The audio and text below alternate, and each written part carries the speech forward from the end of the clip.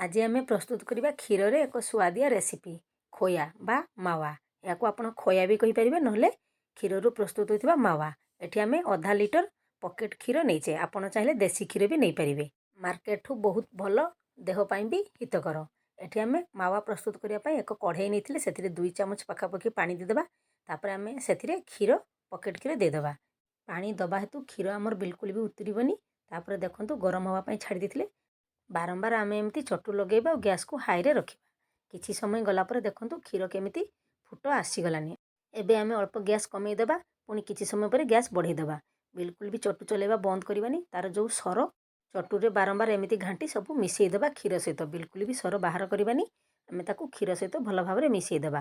ताकू एमती आम 20-25 मिनिट पाखापाखि फुटई नवा। आ कढ़ई साइड्रु सब भल भाव बाहर करदेबा। बा चटुरे आम साइड्रु कढ़ई साइड्रु सब कुरी नवा और क्षीर सहित मिसेदेबा। देखो मु बारंबार एमती कढ़ई साइड्रु सब बाहर कर नौची। आउ क्षीर रे सब भल भाव मिसेदेबी। आ क्षीर भी देखो आमर केमिति एठी फुटुची। बिल्कुल भी उतरबनी। आम पानी देइथिले प्रथमरु बिल्कुल गैस कमेइबानी। तापर आम एमती ताकू किछि समय फुटई नवा। किछि समय गला पर देखो क्षीर केते कमी गलानी। आ केमिति साइड्रु सब लागिबा स्टार्ट हो गलानी। आम ताकू साइड्रु सब चटु साहाय्य आम भल भाव बाहर करनवा बा कुरी सब क्षीर रे मिसेदेबा।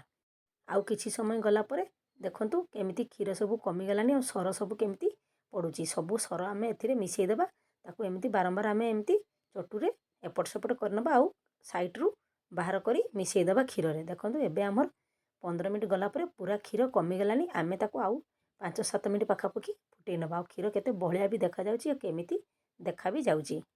आम आज आधा लिटर क्षीर रु 150 ग्राम पाखापाखि मावा बा खोया प्रस्तुत करवा। जहाँ देहपाई भी बहुत भल, खाइबा को भी बहुत स्वादिया लगी था। मार्केट ठू अधिक भल आम आज घरे प्रस्तुत करवा खोया बा मावा। तापर देखो एबे आमर क्षीर पूरा कमीगलानी। गैस आम ये अल्प कमेदेबा। आउ चटु एमती बारंबार लगेबा। साइड्रु सब भल भाव बाहर करनबा। आउ देखो आम ये 4-5 मिनिट पाखापाखि फुटई नबा। एबे देखो पूरा आमर क्षीर सुखीगलानी। आउ केमिति देखा जाउची। कढ़ईरु आम एमती बारंबार सब साइड्रु चटु साहाय्य बाहर करनबा। आउ मिसेदेबा। देखो ये आमर केते सुखिला हो गलानी। एबे आमे याक बेसी समय प्रस्तुत करवानी। 30 सेकेंड पाखापाखि प्रस्तुत करनबा। तापर आमे एठी गैस बंद करदेबा। देखो साइड्रे केते मात्रा रे आम लगी जाउची। ताकू आमे सब चटु साहाय्य बाहर करनबा। एबे आमे गैस बंद करदेबा। तापर देखो भल भाव ठंडा हो गला परे केमिति होईची। आमे साइड्रु सब कढ़ईरु बाहर करनबा। जेते अधिक क्षीर नेबे सेते अधिक मावा प्रस्तुत हबो। मु एठी आधा लिटर क्षीर रु 150 ग्राम पाखापाखि मावा प्रस्तुत करिछि। आपण अधिक क्षीर दे भी प्रस्तुत करें अधिक मावा। देखो मोर एठी रेडी हो गलानी और केमिति देखा जाउची। तापर आमे ए सब गोटे प्लेट को बाहर करनबा। आपण एमिति बहुत कम समय रे भी केवल खाली क्षीर रे प्रस्तुत करें घरे। मार्केट भी बहुत भल खोया बा मावा।